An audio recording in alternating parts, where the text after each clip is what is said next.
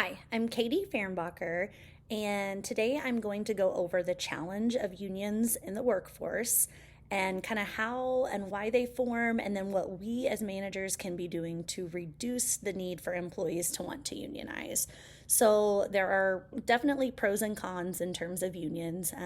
Unions do often advocate for workers' right, which is a good thing, but it can come at a high administrative cost, and then also just sometimes this problem solving and negotiations, the back and forth, it just can be really slow and inefficient.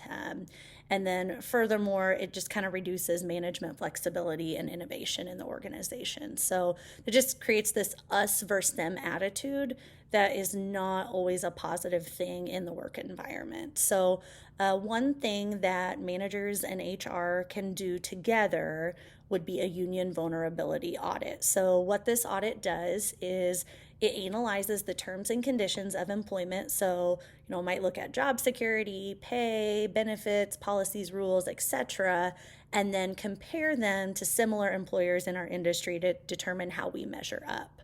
So basically, what it does is it tries to identify, departments with existing issues that might trigger complaints. So really, it's just the goal is to prevent these issues from coming up at all or solve them early through the audit. So another thing that we can do is focus groups feedback or interviews. So that's where managers maybe they'll talk to the employees about their day-to-day experiences at work or what they could change if they could. So this may lead to like a supervisor training ultimately, or just refocusing some of our tools and processes that are already in place just to make the environment more positive and better for the employees.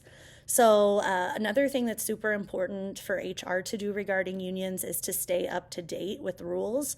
So, for instance, a new rule came out in August of 2023 from the National Labor Relations Board, and really it just kind of changed how employers have to respond to workforce groups that are wanting to unionize. And then just that, if they do want to unionize, we do have to respond in a timely manner.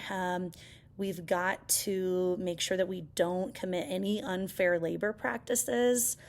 Because if we do, then really the whole election in general gets set aside, and now they're granted the ability to unionize. So, one other thing that we can do as managers is just kind of be positive and develop maybe an elevator speech. So, maybe that's something like, hey, I prefer to deal with you as an individual, to listen to your problems, resolve your concerns on an individual basis without having to negotiate with an outside party, such as a union. So, another area would be like individual contributions and employee performance. So, sometimes having a union takes away from the flexibility of being able to reward certain employees for their accomplishments. So, another thing that we can do is just look for signs that employees are unhappy and disengaged. So, just kind of look for an issue before there becomes a problem. So, definitely with unions, it's just this kind of hot topic button, and really a legal minefield. So a lot of times as managers, we get, kind of scared to talk about them. We don't want to have a legal misstep and get our organization or ourselves in trouble. So I think where HR can really help is just to kind of help educate the managers on what they can and cannot do. So like, you can share facts, opinions, examples. You cannot, though, engage in threats, interrogation, promises, and surveillance. So, really, we just need to constantly kind of just sell the company, and just help leaders understand how to interact with employees who might be frustrated. So, overall, unions definitely a hot topic, and super important that we as managers and HR know how to deal with it. And I think one of the best ways is just through creating a positive work environment where employees want to work with us as HR and managers directly, and just knowing the pros and cons and really educating people on how unions cannot always be the best for the organization. Thanks.